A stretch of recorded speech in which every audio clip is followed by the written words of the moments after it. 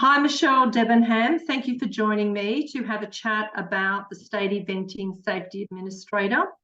I believe that you've been involved in eventing for over 12 years. You're a TD and an FEI accredited and also Equestrian Australia. And you're going to give us a little bit of insight into working with the committees around this role as an administrator, supporting them for their eventing events. And so really, we're just going to have a bit of a chat around this role so that we can educate other people that are taking on this role. So the primary purpose of the State Eventing Safety Administrator, as you know, is just to help the organising committees and clubs for each event and provide administrative support regarding all the risk management plans, processes and procedures in accordance with the FEI and EA national eventing rules. So what's been the benefit that you've noticed, Michelle, of this role for our committees and clubs so far? Thanks, Meredith. Thanks for having me. I guess for me, the feedback that I've got from organising committees, which is the most important feedback, I guess, and the benefits that they've seen is that most organising committees only ever do one event a year. And within that time frame, they forget some of the things that they need to do from an administration and safety point of view. And things change. You know how you would know, Meredith, how quickly the rules change, and we have rule changes sometimes, for safety reasons during the year.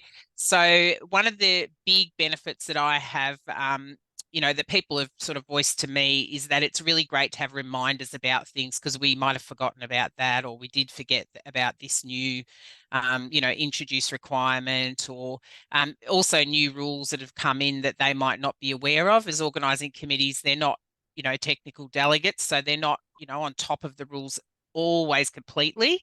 So yeah, really just keeping them up to date.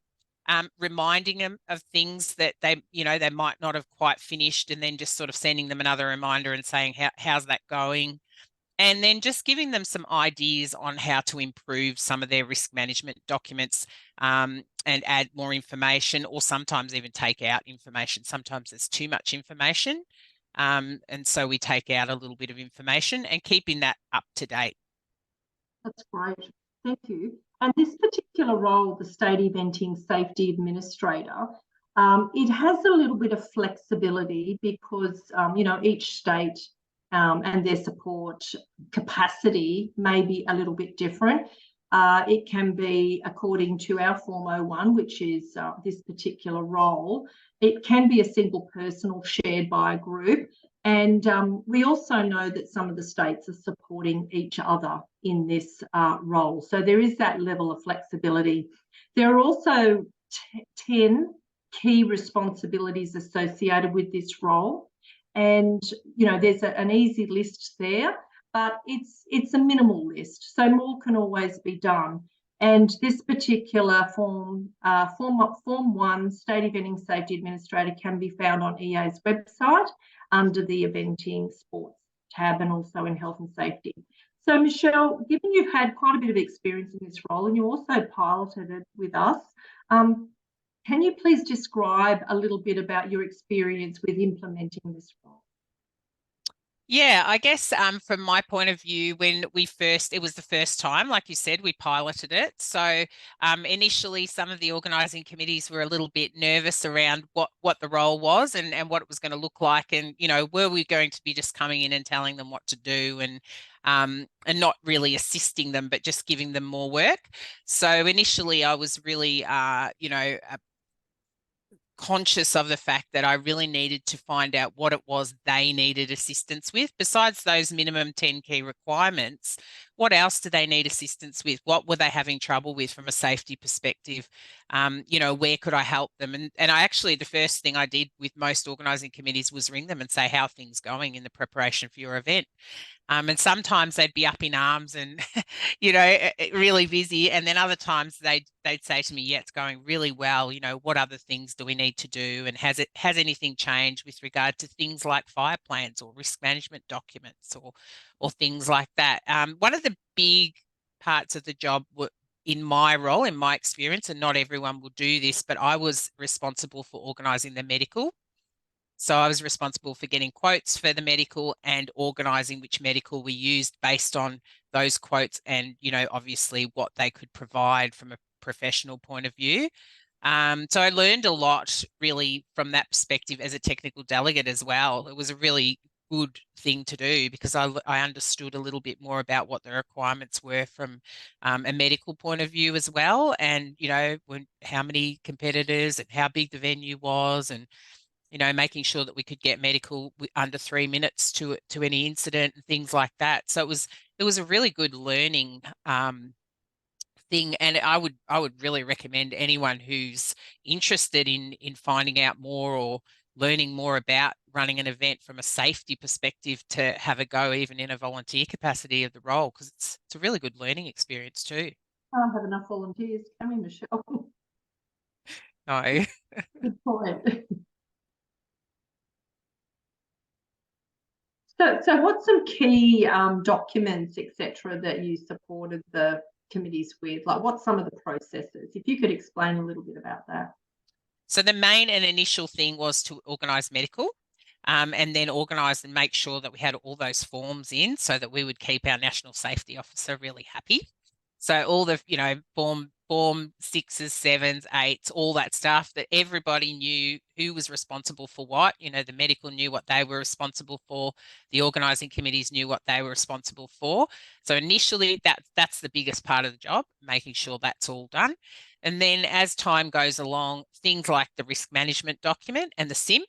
So making sure that they're updated, really easy things like making sure you don't just use the same document and leave the dates on, or steal someone else's document, which is fine, but leave their names and addresses on, so making sure that you up to date and personalize your documents for your event. And, some events have, several different events at one venue. So making sure it's up to date with the name of the the venue. It's okay to use some of those documents. And, if someone's got a really good document, I would recommend some of the documents and say, this is a really good one because it looks at the risk. It decides what level of risk it is, and then it shows you what they do to mitigate the risk and how to reduce that risk. So I would say to them, have a look at this document and see whether, you could use that, or you could create your own document. So just giving them, little tips about how to provide really good, up-to-date, personalised documents for their organising committee and their venue. Yeah. And that also includes just, checking that their insurance is up to date, isn't it? That it's absolutely. Yep. It's all about pre-planning. So your role primarily is an assurance role and just support, isn't it? To make sure all the checks and balances, all the documents, all the pre-planning is up to date, and just having that extra eye to keep an eye on things, that everything is right and ready to go. And it's not just if there is, an incident. It's about being prepared in the view that we may have an incident, we may not, but we're ready to go. Yeah, and being, having those things up to date. You might have used, Fred Nurk for the last 3 years, but he can't do it anymore. So who's it going to be this year? And make sure that their name and their phone numbers are on the documents so that they're easily contactable. And one of the other main roles, which I was assured was very helpful, was assisting the technical delegates. They have a huge amount of paperwork in the lead up to an event, after an event, during the event. So just assisting them with making sure, they had the TD report from the previous year, so they could have a look and see if there was anything that needed to be looked at prior to the event. For example, maybe the warm-up arena the ground wasn't very good in the warm-up arena, or it was too small or something like that. If that was in the previous TD report, I'd send them the TD report and just point out those little things that had come up so that they can look at them before the event, so they don't have the same thing happen the next year. So just getting them up to date and making sure they had all the forms that they needed for the event. And the TDs found that really helpful. Like I got lots of feedback from TDs saying, this is great and we didn't know we had to do this, or this is a bit of a change. This is good to know that this has changed and this is how we need to do it now, or stuff like that. So yeah, that was a big part of it too, keeping officials up to date with what was going on. So it sounds to me, if we summarised the role in in 2 to 3 key points, number one, communication is really, really important. 2/3 planning and 1/3 doing. So all of the preparation helps you respond and make sure you don't have to backtrack at any stage.